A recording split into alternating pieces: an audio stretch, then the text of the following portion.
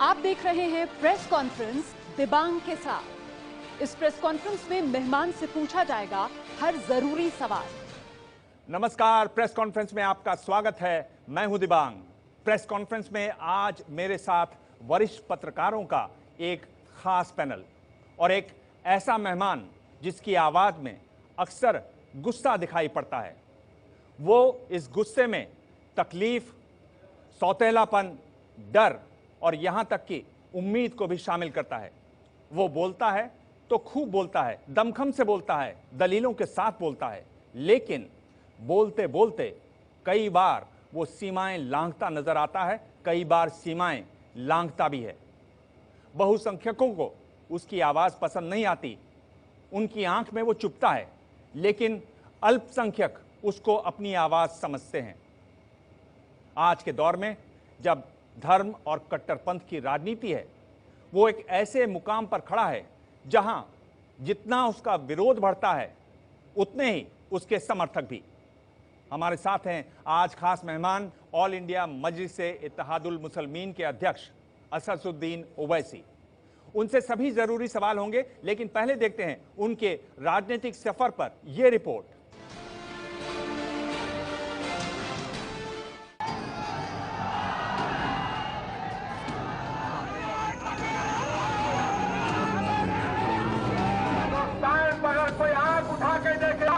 हिंदुस्तान के 14 करोड़ मुसलमान उसकी आंख में उसकी गर्दन को काट देंगे। दावत दे रहा हूं तमाम हमारे भाइयों के। तीखे भाषणों और विवादों को लेकर ये चेहरा अक्सर सुर्खियों में रहा है। ये चेहरा आज मुस्लिम राजनीति का नया चेहरा बनकर उभर रहा है। AIMIM यानी ऑल इंडिया मजलिस-ए-इत्तेहादुल मुसलमीन के अध्यक्ष असदुद्दीन ओवैसी।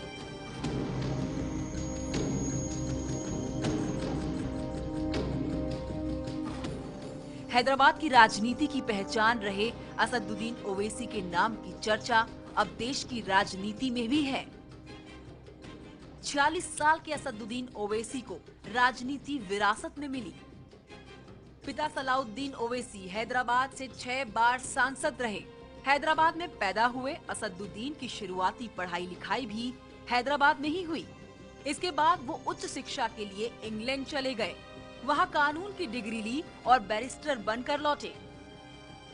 लेकिन असदुद्दीन ने रास्ता चुना राजनीति का। असदुद्दीन लगातार तीसरी बार सांसद बने हैं। उन्हें साल 2014 में संसद रत्न का अवार्ड मिल चुका है। लेकिन असदुद्दीन को अक्सर विवादों के लिए याद किया जाता रहा है। असदुद्दीन प्रधानमंत्री नरेंद्र मोदी पर भी तीखा हमला बोलते हैं, तो सुपरस्टार सलमान खान को बेवड़ा कहने से भी नहीं चूकते।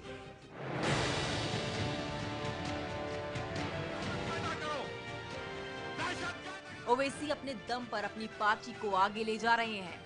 हैदराबाद से निकलकर ओवैसी महाराष्ट्र में भी मजबूत हो रहे हैं। अब उनकी नजर बिहार, उत्तर प्रदेश और पश्चिम बंगाल जैसे राज्यों पर है।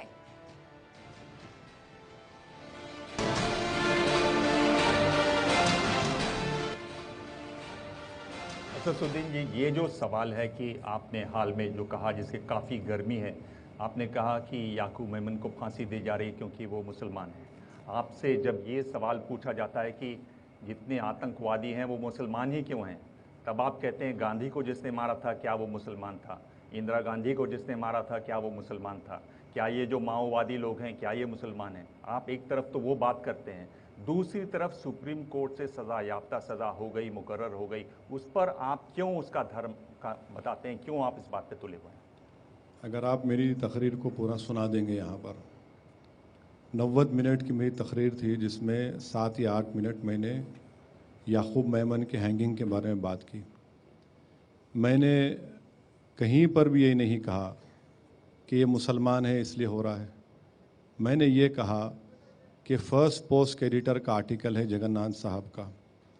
मैंने अपनी तकरीर में ज्योति पुनवानी का आर्टिकल का जिक्र किया जो स्क्रॉल-इन और rediff.com में छपा। और दूसरे जर्नलिस्ट ने भी लिखा। मैंने कहा इनकी बात से मैं मुत्तफ़िक़ हूँ और इन तमाम लोगों ने, और मेरी राय भी ये है कि राजनीति होती है कैपिटल पनिशमेंट के ऊपर। Ben Singh sitting chief minister थे, टेररिस्ट ने उनको मार दिया, क्यों उनको फांसी नहीं दी जाती? राजीव गांधी इस मुल्क के बड़े प्राइम मिनिस्टर रहे हैं, उनके कातिलों को कैपिटल पनिशमेंट दी जाती है। असेंबली में दोनों पार्टियां रेजोल्यूशन और ड्रैग ऑन करते हैं, डिले करते हैं। तो मैं सवाल ये उठा रहा हूँ कि चाहे बम्बई का ब्लास्ट हो या बेन सिंह का कत्ल हो या राजीव गांधी का कत्ल हो, इसमें फ़र्क नहीं है। ये जो मुल्क के दुश्मन हैं, इन्होंने इस तरह की हरकत की। ये पूरा बम्बई का ब्लास्ट, मैं ये नहीं कह रहा हूँ कि याकूब मेमन इनोसेंट है, यकीनन कोर्ट ने प्रूफ किया है। मैं ये बता रहा हूँ कि कल बी रामन का आर्टिकल आया, वो बी रामन जो पाकिस्तान डेस्क के रॉ के, सुनिए, उनके जैसा इतना बड़ा कोई आदमी हिंदुस्तान में नहीं देखा होगा। वो अपने आर्टिकल में लिख रहे हैं कि याकूब मेमन को फांसी नहीं मिलनी चाहिए। कम से कम आप मुझ पे शक कर सकते हैं, या बी रामन तो शक नहीं कर सकते। आप तो अभी अपने लिए बड़ा रोल ढूंढ रहे हैं, नेशनल लीडर बनना चाहते हैं। आपने महाराष्ट्र में अपना पार्टी के लिए 4 सीट जीत लिया, फिर अभी यूपी में जाने के लिए आप सोच रहे हैं। इस वजह से आपका बड़ा लीडरशिप के लिए ऐसे आप आवाज़ उठाएं, कोई भी कंट्रोवर्शियल आवाज़ उठाएं, तो आपको आगे आपका कोई वोट बैंक ज़्यादा बढ़ जाएगा क्या? आपको ऐसा लग रहा है? दूसरा चीज़, एक मिनट, दूसरा चीज़ ये है कि आपका आवाज़ के लिए आपको लगता है कि बाकी लोगों से सपोर्ट मिलेगी क्या? मैडम, सबसे पहली चीज़ तो ये कि मैं गली का लीडर हूँ, दिल्ली का लीडर नहीं बनना चाहता। मैं नेशनल लीडर नहीं बनूंगा, क्योंकि जितने नेशनल लीडर मुसलमानों के बने वो सबके सब धोखा दिए। मुझे उसका शौक़ भी नहीं है। मैं सिर्फ ये जो बात उठाया, मैं इसमें कोई राजनीति नहीं है, इसमें कोई इलेक्शन का या वोट बैंक के बात नहीं है। मैं एक उसूल के ऊपर ये बात उठाया हूँ। मैं आपके सामने इस बात को रख रहा हूँ कि जस्टिस श्री कृष्णा ने अपनी रिपोर्ट में कहा कि ओरिजिनल सिन जो था वो बाबरी मस्जिद की डिमोलिशन था। सवाल ये पैदा होता कि दिसंबर 92 में, जनवरी 93 में 950 हिंदुस्तानियों का कत्ल हुआ बम्बई में, हिंदू मुसलमान थे, उनका क्लोजर नहीं होगा क्या? जो बाबरी मस्जिद को शहीद होकर 27 साल हो गए, वो लोग डिप्टी प्राइम मिनिस्टर बन गए, पद्मा विभूषण दिया गया, कोई गंगा की सफाई की बात कर रहे और केस है उनके ऊपर बाबरी मस्जिद का। क्या ये क्लोजर नहीं होना चाहिए? बाबू बजरंगी माया कोडनानी को अपील नहीं करते? सर, आप इस मौके पर जब इस तरह की बातें करते हैं, जब ये एक बात हो रही है, तब आप ये बातें करते हैं, तो उससे वही लगता है कि आप अपनी जगह ढूंढ रहे हैं, आप अपनी ज़मीन बढ़ाना चाह रहे हैं। सर, मैं अपनी जगह बढ़ाना नहीं चाह रहा हूँ, ना मैं अपनी ज़मीन बढ़ाना चाह रहा हूँ। मुश्किल क्या है? अगर आप ज़मीन बढ़ाना भी चाह रहे हैं, सही बात करना चाह रहे हैं, सर, अगर तो मुश्किल क्या है? सर, अगर सही बात कर रहे हैं तो इसका मोटिव क्यों निकालते हैं? मैं पूछ रहा हूं। नहीं, मेरा कोई इरादा नहीं है। मैं सिर्फ एक हकीकत को बयान कर रहा हूँ। उसमें उसको मोटिव एट्रीब्यूट करना, उसमें कलर देना बिल्कुल गलत है। पर आपको लगता है कि जब से मोदी सरकार आई है आप बहुत खुश होंगे, क्योंकि आपको फैलने का मौका मिल रहा है। आप जो एक हवा खड़ा करते थे वो अब सामने दिखाई दे रहा है। अब आप तलवार लेके निकलेंगे, उस हवे के टुकड़े टुकड़े करेंगे? नहीं सर, बिल्कुल नहीं। मैं तो अगर बहुत सी बातें हैं, अगर मैं बयान करूं तो और कंट्रोवर्सी हो जाएगी। कल ये जो आपकी दिल की बात है, जो आप कहना चाहते हैं, मोदी अगर प्राइम मिनिस्टर बने हैं तो क्या इसमें कांग्रेस का रोल नहीं है?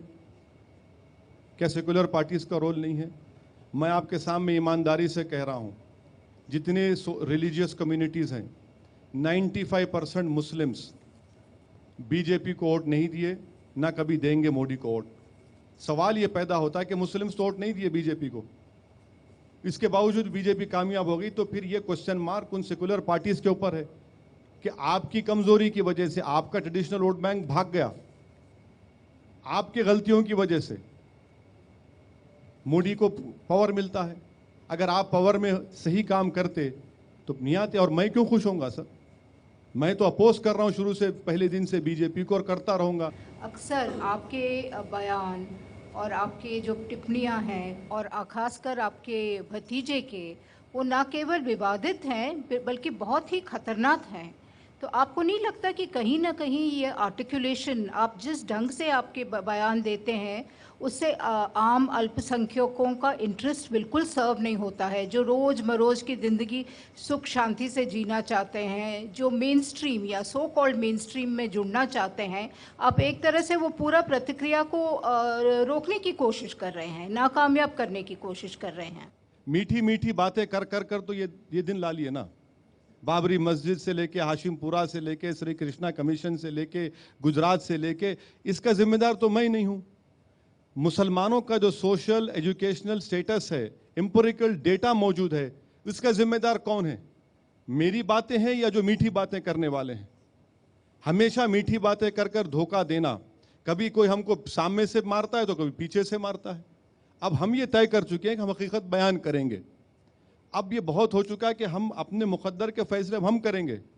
हम किसी के सेकुलरिज्म के कूली नहीं है कि किसी को हराना है तो उनके खौफ से मैं इनको वोट डालते रहूं। सर, मेरा मकसद ये नहीं है कि मैं इन सेकुलर पार्टीज की गुलामी करते रहूं और ये मेरे वोटों पर हुकूमत करे, ना मैं बीजेपी आरएसएस से डर कर इनका साथ दूं, बल्कि एक और रास्ता है हम तलाश कर रहे हैं और आवाम तय करेगी उसको, हम तय कोशिश कर रहे हैं। सर, ये जो आप बात कर रहे हैं बड़ी मीठी गोली है ये, और इसको आप देखेंगे कि मुसलमान पानी भर भर के पी रहे हैं और ये गोली खा रहे हैं आपकी, बढ़ रहा है। जो 60 साल से जो शराब पिलाई जा रही है मुसलमानों को गुलामी की, कि हमारा ही साथ दो, हम ही तुम्हारा अच्छा करने वाले हैं, बताइए उन लोगों ने कौन सी गोली खिलाई?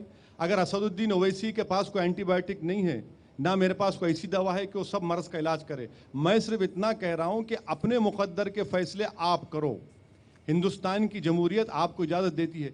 ये उनसे पूछिए जो वन साइज फिट ऑल की बातें करते आ रहे थे कि अरे सब कुछ लुट गया, उसके बाद कह रहे हैं कि नहीं आप जिम्मेदार है। अरे भैया, 280 पे बीजेपी कामयाब होगी, मैं जिम्मेदार हूं। इसमें सर ये एक किताब मुझे ध्यान आ रही है कि जब शैतान को फेंका गया था तो उसने अपने लोगों को यही कहा था कि हम अपना फैसला खुद करेंगे। ये इस पर हम लोग बातचीत। एक मिनट, इस पे बात एक याद आई, जब शैतान ने सुना कि सेकुलर पार्टीज बन गई तो बोला मैं साहिब औलाद हो गया। आपने सेकुलर ताकतों को बहुत ज़्यादा ताकत देने के वायदे किए थे और आपने कम्युनल बीजेपी को हुकूमत से दूर रखने की बड़ी बड़ी कस्में खाई थी, लेकिन अब हो ये रहा है कि महाराष्ट्र में आपने उनको तख्तनशीन कर दिया, उनकी जीत में आपका खासा कंट्रीब्यूशन है और अब आप वही काम आप बिहार में करने जा रहे हैं और उत्तर प्रदेश में तो आपने लगभग ठेका ही ले रखा है। ऐसा क्यों करते हैं सरकार? सर, आप गलत इल्जाम लगा रहे हैं मुझ पे।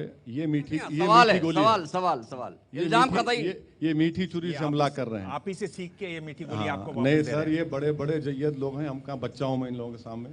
देखिए सर, मैं 8 साल यूपीए में था तो सेकुलर था, मैं 2012 में यूपीए छोड़ते ही कम्युनल हो गया। ये कैसा सर? ये क्या, ये लोग क्या कोई नोटरी का ऑफिस चला रहे कि हमारे साथ रहेंगे तो सेकुलर और छोड़ देंगे तो कम्युनल? महाराष्ट्र में मुझे एक बात बताइए, आप बड़े हमारे सीनियर जर्नलिस्ट हैं, 288 में 24 सीट पे मैं लड़ा, 24 का क्या रिलेशन पड़ा उसके ऊपर, इलेक्शन के ऊपर? अच्छा, मुसलमान 60 लाख वोटर लिस्ट में नाम है महाराष्ट्र में, जिसमें से हम कितने वोट लिए सर?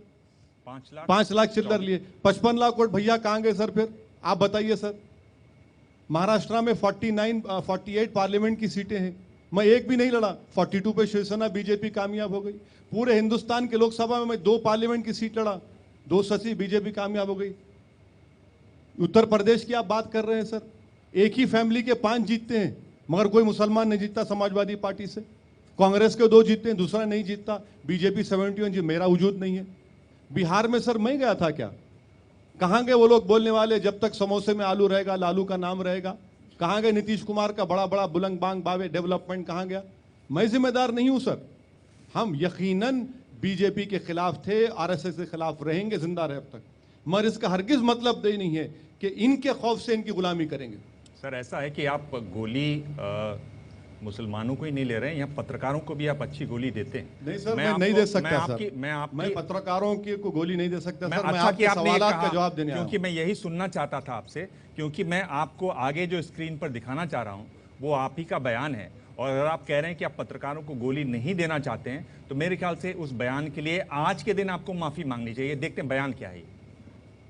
टीवियों पर जो आ रहा है कि बीजेपी को 220, 230, ये तमाम के तमाम ओपिनियन पोल करने वाले ये मोदी के चमचे हैं, ये मोदी के गुलाम हैं, ये मोदी के पैसे खाने वाले हैं, इनको हराम खा खा के मोटे हो चुके हैं। आप अंदाजा लगाइए कि एक ओपिनियन पोल की कंपनी है सी वोटर, एक चैनल को एक बता रहे, एक चैनल को एक रिपोर्ट दे रहे। स्टिंग ऑपरेशन हुआ तो उन्होंने खुद बोल रहे एक ओपिनियन पोल की कंपनी बोल रही कि जो हमको बढ़ के पैसे दिया हम तोड़ मोड़ के पेश कर देते, तोड़ मोड़ के पेश कर देते। कहीं 220, अरे 220 नहीं तू 420 भी लिख ले, कुछ होने वाला नहीं है इंशाअल्लाह ताला। ओपिनियन पोल ये क्या होगा इस जमहूरियत का, क्या होगा हमारी जमहूरियत का। और अखबार वाले अपने आप को समझते कि हम हिंदुस्तान के बहुत बड़े बादशाह हैं। हिंदुस्तान का अखबार का हर एडिटर ये समझता है कि मैं लिख दिया तो ऐसा लिख दिया कि नौज़ुबिल्लाह फरमाने इलाही है, मैं लिखा तो सब पूरा होगा। नहीं, अखबार के एडिटर वालों, तुम जो लिख लो, जो लिखना है लिखो। अवाम जमहूरियत में बादशाह है, अवाम जिसका साथ देगी। सर आप ये कह रहे हैं कि टीवी वाले जो हैं, नहीं आप ये कह रहे हैं कि टीवी वाले हराम का खा खा के मोटे हो रहे हैं। सर मैं, आप तो टीवी देखते हैं सर, आपको एक मोटा टीवी वाला आपको कहीं दिख रहा है? एक मिनट, ये आप देखिए, कट एंड पेस्ट तो जॉब आप मत करिए। नहीं मैं कट एंड पेस्ट इसलिए मैंने आपको पूरा सुनवाया। जब वो स्टिंग ऑपरेशन आया था नहीं आया था पार्लियामेंट इलेक्शन दौरान, स्टिंग ऑपरेशन आया था नहीं आया था, आया था ना सर, वो उस कंटेक्स्ट में बात कही गई। सर आप उर्दू या तो आप नहीं जान रहे या मैं ज्यादा समझ रहा हूं सर। वो पार्लियामेंट इलेक्शन के दौरान में स्टिंग ऑपरेशन हुआ था नहीं हुआ था, जिसमें पैसे लेकर ये कहा गया कि हम करेंगे, और यकीनन और ये बात सही है, हुआ स्टिंग ऑपरेशन, वो नहीं हुआ क्या स्टिंग ऑपरेशन? पर मैं आपसे ये कह रहा हूं सर, स्टिंग वो केवल एक ऑपरेशन हुआ। अरे सर आप जानते हैं, उसी की तो बात कर रहा हूं, और उसी की उसके बावजूद भी मेरा तकरीर का जुमला खत्म हुआ कि हिंदुस्तान की जमहूरियत में अवाम बादशाह है, अवाम ने फैसला दिया, मोदी बन गए प्राइम मिनिस्टर, हम मुखालिफत किए, करते रहेंगे। सर मैं उम्मीद कर रहा हूं कि मैं चूंकि आपको नहीं रोक रहा हूं इस शो में, बिल्कुल आप भी मुझे नहीं रोकेंगे। मैं ये कह रहा हूं कि आपने जब कहा कि ये मोदी का खाते हैं, हराम का खाते हैं, 220 सीटें आएंगी नहीं। सर अब तो आप खुद भाषण में बोल चुके हैं, सुन लीजिए सर सवाल, कि 280 सीटें आ गई हैं, इसका मतलब किसी ने हराम का खाया नहीं है। ये कोई हम लोग खा खा के मोटे भी नहीं हुए। सर आपके सामने बैठा हूं, एक मिनट सर मेरा सवाल सुन लीजिए। क्या आपको नहीं लगता कि ये जो हिस्सा है इस भाषण का, उसके लिए आपको कहना चाहिए कि भाई ये बात मैं गलत कह रहा हूं, इन लोग हराम का नहीं खाए थे और ये आंकड़ा सही नहीं था, बहुत ज्यादा सही था। मैं अपनी बात पे कायम हूं। मैं किस, सुनिए, मैं आपकी बात नहीं कर रहा हूं, मैं उन लोगों की बात किया जो स्टिंग ऑपरेशन में पकड़े गए थे, उन लोगों ने हराम का पैसा खाया। यकीनन मैं आपकी तरफ न किसी की तरफ इशारा था, बल्कि वो उन लोगों के तरफ था जो स्टिंग ऑपरेशन में पकड़े गए। नरेंद्र मोदी साहब का आप एजेंट करके शरद पवार ने पूरा महाराष्ट्र में फैला है। कांग्रेस लोग ने कह रहा आप नरेंद्र मोदी बीजेपी के एजेंट है, ये सच है? कांग्रेस ने क्या कहा? ओवैसी साहब M is agent of BJP. Sir अब क्या करेंगे सर, 8 साल शायद उनका एजेंट था, मैं यूपीए में था तो उनका एजेंट था, अब साथ नहीं हो तो किसी और का एजेंट हो गया। उसको सफाई तो दे दीजिए ना आपने। अरे क्या देंगे सफाई सर, इनके साथ रहे तो हम सेक्युलर हो गए, उन बीजेपी को अपोज करे तो हम नेशनलिस्ट नहीं है, सो कॉल्ड सेक्युलर पार्टीज के हम साथ है तो सेक्युलर हो गए, और नेशनलिस्ट पार्टीज को, ये बीजेपी आरएसएस को बोले तो बोलते हम नेशनलिस्ट नहीं है। हम तो फंसे हुए हैं सर। अगर सेक्युलरिज्म का सर्टिफिकेट लेना तो सेक्युलर पार्टी का हाथ पकड़ना, नेशनलिज्म का सर्टिफिकेट होना तो इनके पास जाना, दुकान खोल के बैठे हैं सर सब लोग। जब आप चुनाव लड़ते हैं, चुनाव में खड़े होते हैं, तो जो आप वोट पाते हैं वो ज्यादातर वोट बीजेपी के होते हैं या कांग्रेस और इस तरह की दूसरी पार्टियों के होते हैं? एक छोटा सवाल और छोटा जवाब चाहूंगा इसमें। नहीं सर, ये पब्लिक वोट डालती है, और मेरा मानना ये तो जानते हैं हम सब पब्लिक। नहीं सुनिए, मेरा सवाल जवाब मुकम्मल करने दीजिए। मेरा मानना ये है कि आज के इस दौर में कोई भी पॉलिटिकल पार्टी का वो जो ट्रेडिशनल वोट बैंक नहीं रहा। आप काम करेंगे, लोगों की उम्मीद पर उतरेंगे, और वो पॉलिटिशियन एक्सेसिबल रहेगा पब्लिक को जीतने के बाद, तो कामयाब होते हैं। ये थोड़ा वो ट्रेडिशनल वोट बैंक होता है 10-15%, उससे ज़्यादा नहीं होता, वो कम हो गया। चक्कर ये है आपका कि आप जब ऐसे बैठते हैं स्टूडियो में तब आपकी गोली का रंग दूसरा होता है, पर जब आप खुले मैदान में आते हैं तब सर आपका गोली का रंग, मतलब उसी के कुछ एक रंग देख लेते हैं कि आप खुले मैदान में लोगों को देख के या तो आप पर भूत आ जाता है, जिन आ जाता है, क्या आप बोलने लगते हैं, आप खुद सुनिए इनको। इनको कौन पसंद आता? वो हरामी जो नाचने गाने वाला एक्टर जो पतंग पिला रहा है। याद रख, तेरी जिंदगी की डोर अल्लाह काटेगा, तू जाएगा कब्रिस्तान में तो तुझे मालूम होगा कि कौन हीरो था, कौन हीरो नहीं है। मैं तुमसे कह रहा हूं कि सरजमीन रखन का एक एक बच्चा मोदी के सामने खड़े होकर कहेगा कि तू कातिल है हमारा। नाम सलमान रखने से कोई सलमान नहीं हो जाता। कौन ये हमारे हीरो, ये जलील? कभी कभी तो मुझे समझ में नहीं आता कैसा पैदा हुए ये लोग। दुश्मन कभी कहता है कि हम कुत्ते के बच्चे, अब कुत्ते के बच्चे का जवाब शेर का बच्चा दे चुका है। हम अल्लाह से दूर हो गए थे तो अल्लाह ने तुम कुत्तों को हमारे पीछे लगाया ताकि हम अल्लाह के पास पलट कर आ जाए। तो याद रखो नौजवानों, ये कुत्ते हैं, ये कुत्ते हैं, ये कुत्ते के बच्चे हैं। तुम अल्लाह की तरफ पलटो, ये खत्म होंगे इंशाअल्लाह ताला। जो हमको कुत्ते का बच्चा बोल रहा था, वो कुत्ता, उसकी नस्ल कुत्ते, सब कुत्ते। नरेंद्र मोदी ने सबको मुत्तहिद कर दिया। ये कहां के भी गुंडे होंगे, खत्म करो इनको, मुंडी कुचलो इन लोगों की। सर आप भूत उतार दीजिए सर मेरा। नहीं सर, आप भूत बोलते हैं इसको, आप उतार दीजिए सर। नहीं सर, मैं आपसे सवाल पूछ रहा हूं कि क्या एक सांसद होते हुए, एक जिम्मेदार सांसद खुद को बताते हुए, पढ़े लिखे हैं आप, फिर क्या हो क्या जाता है सर? आप आंख बंद कर लेते हैं, बैरिस्टर साहब की आंखें आपकी बंद हो जाती हैं? नहीं बिल्कुल बंद या नहीं आप ये पहले से सोच के आते हैं ये बोलना है, इसका ऐसा असर होगा? नहीं सर, देखिए अगर कोई मुझे कुत्ते का बच्चा बोलेगा, मैं क्या करूं? मैं दुम हिलाऊं, हड्डी की उम्मीद रखूं? क्या करूं मैं? कितने 60 साल से सुनते आ रहे कि मुसलमान कब्रिस्तान या पाकिस्तान, अब कुत्ते का बच्चा। कहाँ है, कब तक चलेगा ये? आप सर, आपको पसंद नहीं आता, सही है बात को, और ये आप क्या है वो फिल्म एक्टर को दिखाए, क्या किस्मत है सर, वाह क्या किस्मत है कि देखिए सर, बगैर अने क्या जल्दी बेल भी मिल जाती है। वाह वाह, बड़ा अजीब मामला है। आपको कभी कभी लगता है कि इस तरह के भाषण नहीं देने चाहिए, मुझे इनमें से नहीं, थोड़ी सी मुझे सावधानी बरतनी चाहिए? नहीं सर, अगर मैं गलती कर रहा हूं तो मेरे खिलाफ एक्शन लीजिए, केस बुक करिए, जेल को भिजाइए, और आजकल तो फांसी देना नॉर्म है, तो फांसी पे चढ़ा दीजिए, कोई बात नहीं। सर आप ये भी एक अच्छा खेलते हैं, आप कहते हैं मुझे फांसी पे चढ़ा दीजिए। अरे सर, कोई जवाब दे रहा तो खेलते, रंग बदल देते सर। ये क्या मेरे पास रेनबो का वो है, कलर है क्या? रेनबो डाल दूंगा, कभी सचिन तेंदुलकर, अरे क्या है सर ये? सर क्या है सर? आप ऐसा तो मत मैं गुस्ताखी माफ चाहता हूं सर कि रेनबो में तो 7 ही रंग होते हैं सर, आपका तो जलवा कुछ और ही है। अरे सर, आगे जाता है सर रेनबो, तो रेनबो पानी भरेगा सर आपकी। सर इतना रंगीन नहीं हूं सर, मैं इतना रंगीन नहीं हूं, मैं शरीफ आदमी हूं, घर को जाता हूं रोज रात हुई तो। आगे देखेंगे कि जनसभाओं में असदुद्दीन ओवैसी अपने बारे में क्या कहते हैं और अपने भाई के विवादास्पद भाषण का वो कैसे बचाव करते हैं।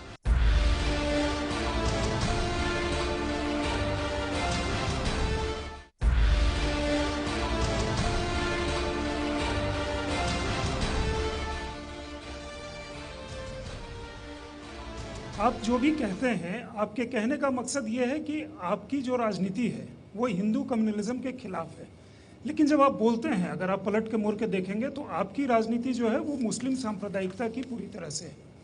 आप जब अकेले एमपी हैं, लेकिन आपकी आवाज़ 100 एमपी के बराबर संसद के बाहर वो निकल करके आती है। हम सब भी बैठ के यहाँ आपसे इसीलिए बात कर रहे हैं।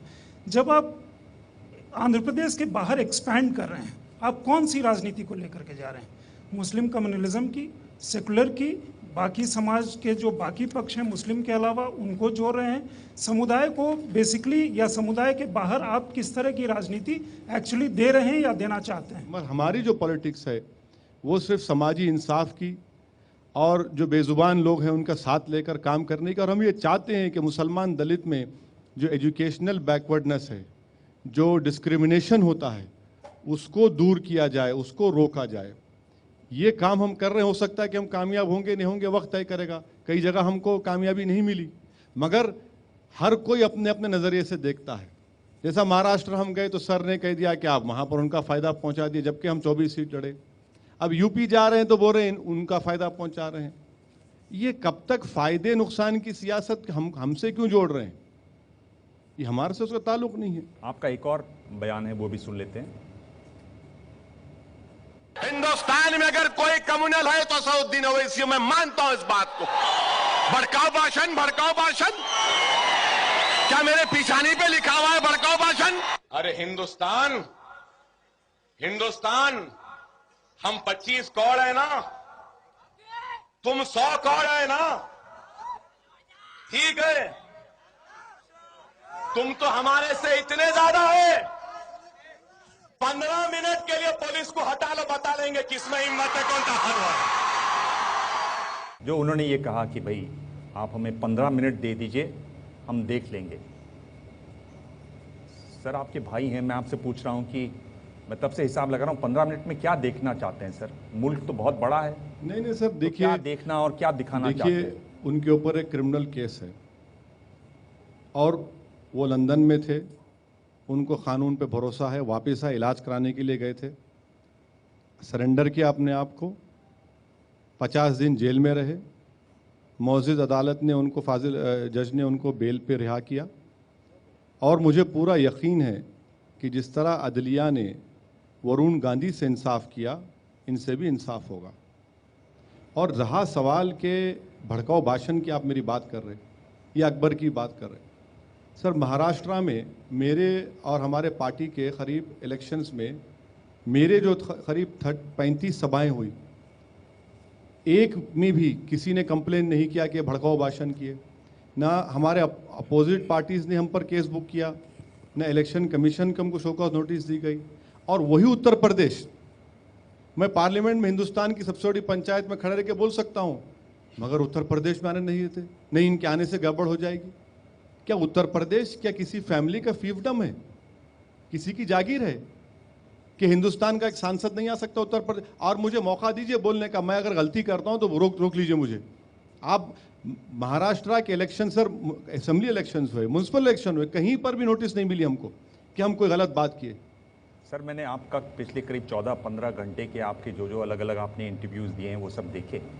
आप अकबरुद्दीन के जो भाषण पर बहुत आपसे सवाल पूछे गए, बहुत लड़ते हुए झगड़ते हुए सारे सवाल पूछे गए, पर आप हर बार उसमें दाएं बाएं होते हैं। आपका जो दांव है उस मुझे मालूम है, एक ही जवाब दूंगा। हाँ, आपका उसमें एक ही जवाब रहता है, बात आपको सही कह रहे हैं। कंसिस्टेंसी मैं जी उसमें कम से कम कंसिस्टेंसी है। मैं उससे एक कदम आगे जाना चाहता हूँ।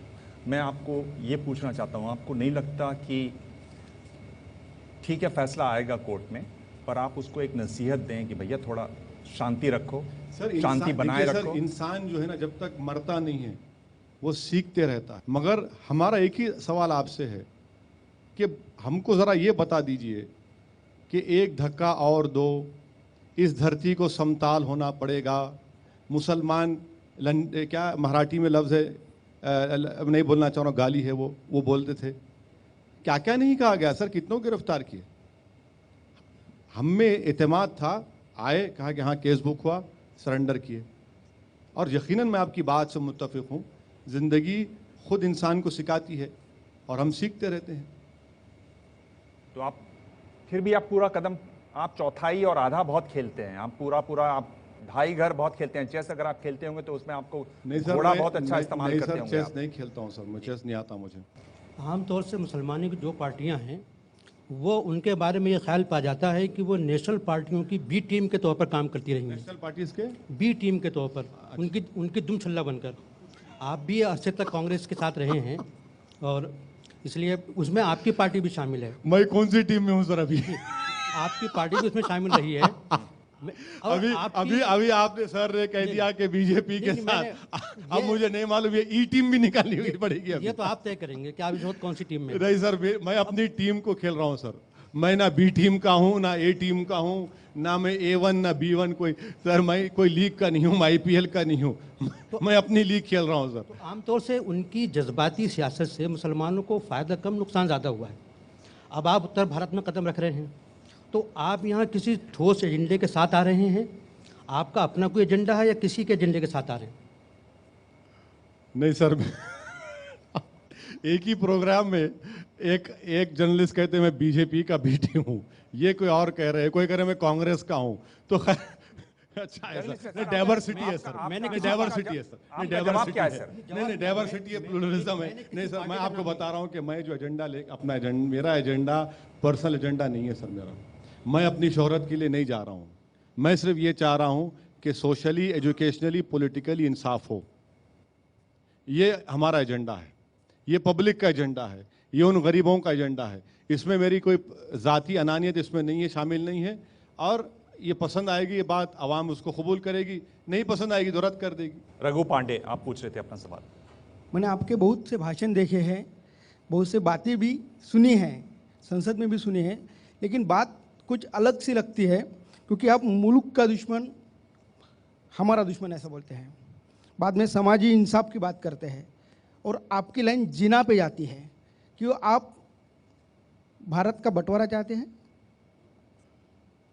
नहीं सर, देखिए, जिना की टू नेशन थ्योरी को तो हमने रिजेक्ट करके यहाँ पर बैठा हूँ आपके सामने में। हम जिना को माने ही नहीं, जिना को नहीं माने। जिना हैदराबाद को भी आए थे, ज़िंदगी में उन्होंने कहीं उर्दू में तकरीर की 2 मिनट तो हैदराबाद में की। हम जिना के पैगाम को नहीं माने।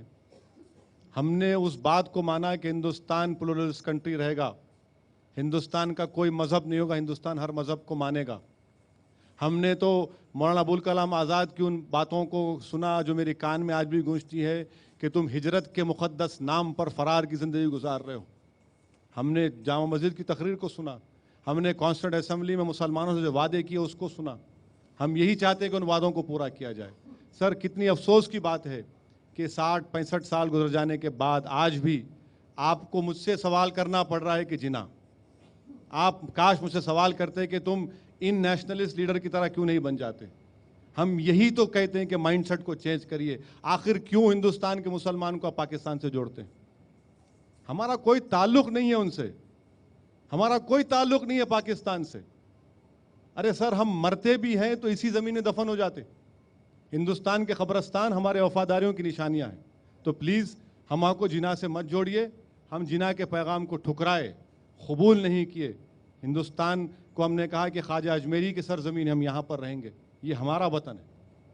पी वेंकटेश्वर राव जी, आप अपना सवाल पूछें। असद, आपको लगता है 1947 के बाद, 60 साल के बाद, 70 साल हो रहे हैं कि अब एक ज़रूरत उभर रहा है कि मुसलमानों का अपना एक जमात बने, और उसके लिए MIM उभर के आ रहा है मुल्क भर में, और इसमें कोई ख़तरा नहीं है, क्योंकि जैसे दूसरे तबकों के पार्टी है, आप समझते हैं कि बीजेपी वाले हिंदू तबके की पार्टी है, वैसा आप MIM एक मुसलमान तबके का पार्टी हो सकता है। सर, मुझसे बेयर कर लीजिए, मेरी बात कड़वी लगेगी आपको, टोकिए मत मुझे।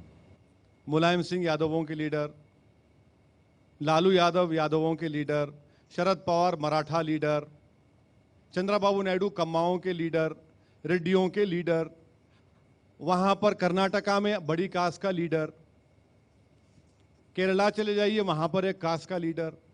सब जगह अपने अपने काम कर रहे हैं, अपनी अपनी दुकान को चमका रहे हैं, और उस पर एक ग्लॉस लगा देते, हम सेक्युलर हैं, मगर चला तो रहे हैं दुकान। बीजेपी भी वही करती है।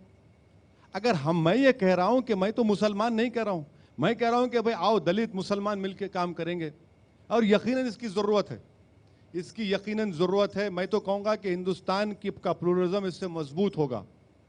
आज जो दलित और मुसलमान एक हॉस्टेज बना हुआ है इन पार्टीज़ में, और हम अपने फैसले नहीं कर सकते, यकीनन ये हो सकता है।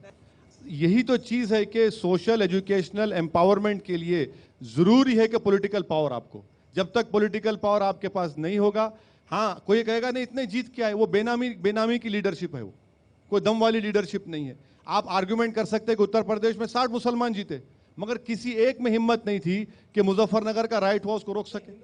पर सर, इसी से जुड़ा हुआ मेरा सवाल है कि अगर ये बात सही है और आप ऐसा चाहते हैं, पर सर जिस तरह की आप गोलियां दे रहे हैं, आपको नहीं लगता कि उसमें भी थोड़ा सा ये बात ध्यान रखनी चाहिए कि मैं और भी लोगों को अपनी बात से उनको मुंतफिक करना चाहता, उनको अपनी तरफ करना चाहता हूँ।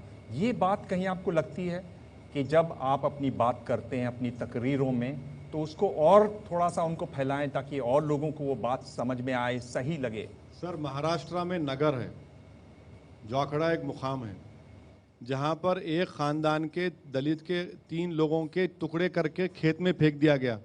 मैं पार्लियामेंट में उठाया उसको, पूछिए आप, हमारे महाराष्ट्र के सीनियर जर्नलिस्ट हैं, बात को उठाया मैं, वहाँ पर जाकर उनके घर में बैठा, मैं घर में बैठा उनके जाके।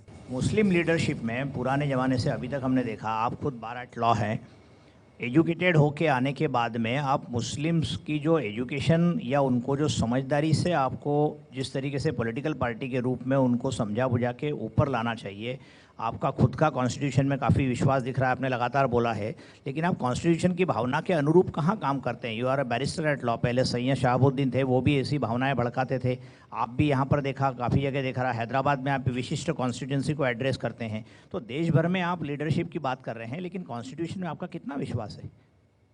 कॉन्स्टिट्यूशन में तो विश्वास है, इसीलिए तो बोलते हैं। कॉन्स्टिट्यूशन पे पूरा यकीन है, इसलिए तो लड़ते हैं। कॉन्स्टिट्यूशन पर पूरा अटूट भरोसा है, इसलिए तो अपने हक का मुतालबा करते हैं। कॉन्स्टिट्यूशन में भरोसा है तो इसीलिए यहाँ पर बैठा हूँ। अगर कॉन्स्टिट्यूशन में भरोसा है तो क्यों बैठूंगा यहाँ? क्या सोच रहती है आपकी एक तकरीर से पहले या किसी एक मुद्दे पर बोलने से पहले? आप इनमें से किस बात का कितना ध्यान लगाते हैं? सर, वो पान लगाते हैं ना, बीड़ा, तो अलग अलग आप चुनते हैं, तो आप कैसे चुनते हैं वो? नहीं सर, ना तो मैं पान खाता हूँ, ना जर्दा इस्तेमाल करता हूँ, ना सिगरेट पीता हूँ। नहीं सर, मैंने नहीं कहा कि आप पान खाते हैं। ये ऐसा जमाना है जहाँ पर सोशल मीडिया है, यूट्यूब है, ट्विटर है, आपको कम्युनिकेट करना है। सर, अगर हमारी सभाओं में लोग सोते नहीं है तो मेरी गलती है क्या? दूसरों के सभाओं में सो जाते, पंखा लगाना पड़ता, एसी लगाना पड़ता, आ रहे हैं, उठो, हम करें इफेक्टिव। सर, ये ज़माना कम्युनिकेशन ऑप्टिक्स का ज़माना है और बताना पड़ेगा लोगों को, आपकी बात पहुंचाना पड़ेगा। पहुंचाते हैं, लोग सुनते हैं हमारी बात को। कम्युनिकेशन का ज़माना है, अगर कोई इस बात को नहीं समझेगा तो फेल हो जाएगा। पॉलिटिक्स में अगर आपको सक्सेसफुल होना है तो काम भी करना पड़ेगा ज़मीन पे। वो 90% वो काम है, 10% कम्युनिकेट करना है। सर, इसका पर्दा आप और उठाएंगे कि ये इतना ही उठा रहे हैं? आप बताएंगे कि जैसे जो बातें आपको, तो सर ये मालूम रहता होगा कि अगर ये कहूँगा तो हल्ला बहुत होएगा और लोग ताली भी बजाएंगे और प्रेस वाले भी इसको उठाएंगे, इसको नहीं उठाएंगे। सर, क्या इस तरह का एक जोड़ घटा? सर, आप पढ़े लिखे इंसान हैं, सोचते समझते इंसान हैं। सर, आप इकरार तो करें पढ़ा लिखा हूँ जी सर, इसीलिए मैं चाह रहा हूँ कि आप इस पर थोड़ा सा और खोलें। सर, आप जब तकरीर करने जाते हैं तो दिमाग में एक स्केलेटन एक होता है, 4-5 पॉइंट होते हैं और हम लोग एक्स टेम्पो बोलते हैं। हम लोग देख के नहीं बोलते, ना हमको कोई तकरीर लिख के देने वाला है, ना हमारे पास स्पीच राइटर्स हैं। हम लोग एक होता है। सर देखिए, अगर आप लोगों में फिरेंगे, लोगों से बात करेंगे, उनकी तकलीफ को सुनेंगे, उनकी आंसू को देखेंगे, वो आपकी ज़बान बनते हैं। वो अल्फाज जो निकलते हैं ना, उनकी तकलीफ, और आप जो फिर के देखते हैं वो एब्जॉर्ब करते हैं आपके सबकॉन्शियस लेवल पे। वो ज़रूरत है आज। पर सर, अगर आप, चूंकि मैंने आपकी 16-17 घंटे तकरीरें सुनी हैं, बहुत बार आपकी आंखें बंद रहती हैं। सर, आपने क्या इसको नोटिस किया? वो स्टेज पर लाइट ज़्यादा होती है? नहीं सर, ये ज़रा आप सोचते हैं या? हाँ, सोचता हूँ सर। ये थोड़ा आदत मेरी ख़राब है। मैं कोशिश कर रहा हूँ आंखें खोलने की जी। तो आंखें जब खुल जाएंगी और अच्छा बोलूँगा इंशाल्लाह। अभी जितना बोल रहा था उससे अच्छा बोलूँगा। ये क्या कारण है कि लगातार इंडिपेंडेंस के बाद मुसलमानों की संख्या पार्लियामेंट और कुछ ऐसे असेंबली जहां अल्पसंख्यकों की तादाद है ज़्यादा उन प्रदेशों में कम होते जा रहा है? ये तो एस्टैब्लिश्ड फैक्ट है कि मुसलमानों का रिप्रेजेंटेशन गिरते जा रहा है इंडिपेंडेंस, आज़ादी के बाद। मैडम, यही तो मेरा सवाल रहा है कि भाई ये सेकुलर पार्टियां क्यों नहीं टिकट देती नहीं है, और जब देती हैं तो कामयाब नहीं करते। महाराष्ट्र एक मुसलमान एमपी ना 2009 में था, ना अब 14 में है। कर्नाटका में 9 में, 14 में नहीं है। उत्तर प्रदेश मैडम, इंडिपेंडेंस के बाद पहली मर्तबा ऐसा कोई मुसलमान कामयाब नहीं हुआ। मेरा तो सवाल यही है ना कि आप लोग हमको गाली देते, अरे ये भड़काऊ भाषण, ये गंदी बात करता। अरे ठीक है भाई, मैं सबसे बुरा हूं, मगर ये जीत रहे क्यों नहीं? जितने 23 जीत के आए मैडम मुस्लिम्स, इसमें कोई पार्टीज का रोल नहीं है। एक 2-3 पार्टी की वजह जीते, बट 80% 16 to 17 एमपी ऐसे हैं जो ऐसी कॉन्स्टिट्यूंसी जीत के जहां पर मुसलमान ऑलरेडी 33% है। पार्टी का कोई रोल ही नहीं है उसमें। ये बताइए कि बेहतर प्रधानमंत्री आप किसको मानते हैं, अटल बिहारी वाजपेयी को या नरेंद्र मोदी को? ये बताइए कि आपका बड़ा राजनीतिक विरोधी कौन है?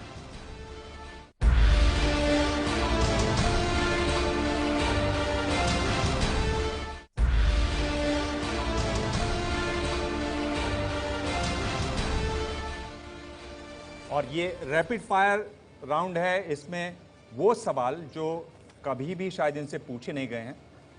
आपसे सवाल 5 पूछूंगा मैं, आपको मैं 2 ऑप्शन दूंगा उन दो ऑप्शंस में से आपको एक चुनना है। ये वो दौर है जिसमें आपको एक तरीके से आज़ादी भी, आप कह सकते हैं कि इस सवाल का मैं जवाब नहीं दे रहा। 5 में से अगर आप 3 सवालों के जवाब देते हैं तो एक गिफ्ट हैम्पर है जो हम आपको एबीपी न्यूज़ की तरफ से देंगे। आप ब्राइब कर रहे हैं मुझे? नहीं, मैं आपको एनकरेज कर रहा हूं कि आप 5 में से कम 3 सवालों के जवाब जरूर दें। सर बहुत जगह फेल हो गया। आप कहने वाले तो कह रहे हैं कि आप 5 में से 5 जवाब अरे नहीं मालूम सर मुझे। ये शुरू करें? ये क्विज शुरू करते हैं।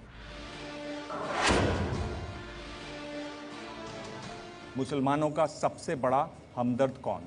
मैं आपको 2 राज्यों के नाम दे रहा हूं, उन 2 राज्यों के 2 नेताओं के नाम बता रहा हूं, उनमें से आपको एक चुनना है। ये आपका पहला सवाल है और ऑप्शन है मुलायम सिंह यादव, दूसरा ऑप्शन ममता बनर्जी।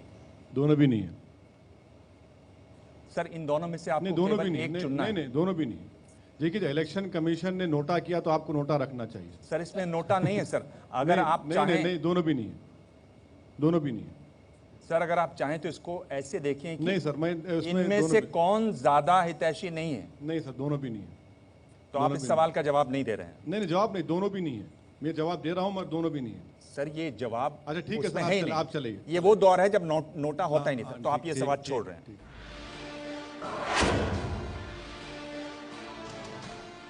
हमारा दूसरा सवाल है सर कि 2 काम आपकी पार्टी की तरफ से किए गए, आपकी नेताओं की तरफ से किए गए, आपको क्या लग रहा है कि उसमें ज़्यादा गलत कौन सा था? पहला, तस्लीमा नसरीन पर जो हमला हुआ वो। दूसरा, अकबरुद्दीन का जो भाषण हुआ जिसमें उसने हिंदू देवी देवताओं के लिए अपशब्द कहे। कौन सा ज़्यादा गलत था? दोनों भी कोर्ट में है, मैं कैसा फैसला करूंगा यहाँ पर? मैं सर आपकी निजी राय नहीं सर, मैं नहीं, मैटर जब कोर्ट में है तो आप और हम क्यों जज बन रहे हैं? कोर्ट तय करेगा। चलिए, कोर्ट तय करेगा। तो आप इसका भी जवाब नहीं देना चाह रहे हैं। मैं आपसे तीसरा सवाल पूछ रहा हूं, और सर अगर आप 3 में से कोई एक सवाल छोड़ देंगे तो ये इनाम जाता है सर आपका। कोई बात नहीं सर, मैं आपके प्रोग्राम में आएगा, ये बहुत बड़ा इनाम मेरे लिए।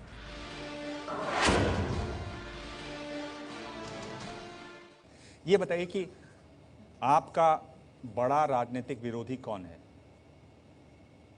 बीजेपी या समाजवादी पार्टी? दोनों एक सिक्के के 2 रुख हैं।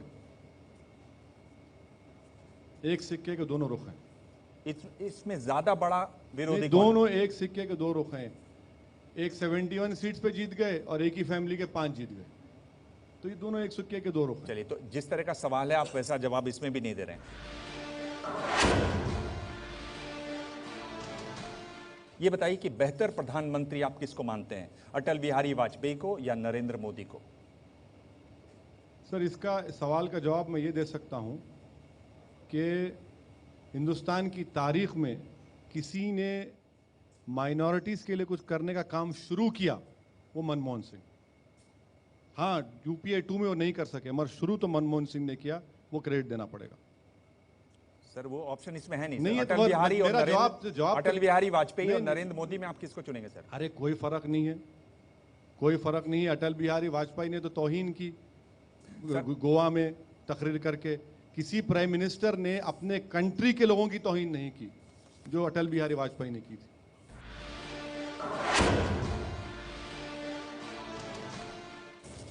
सर, आखिरी सवाल है, आपको क्या लगता है कि मुस्लिमों के लिए सबसे बड़ा खतरा क्या है?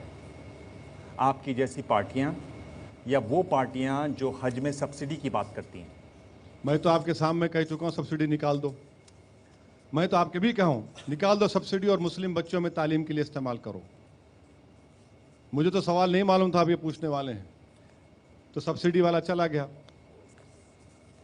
तो आप कुल मिला के इसका भी सीधा जवाब नहीं दे रहे हैं। मेरे ख्याल से ये हमारे शो की शुरुआती दिन है और मेरे ख्याल से पहले आप एक तरीके से, ये भी एक रिकॉर्ड ही है और इसके लिए भी शायद आपको इनाम मिलना ही चाहिए। सर, हर जगह आपने 5 में से किसी एक सवाल का सीधा जवाब नहीं दिया, पर आपने बाकी सारे सवालों के जवाब दिए। Thank you sir. और तो मिलेगा नहीं, बहुत सादगी से सर, ये आपको जरूर मिलेगा।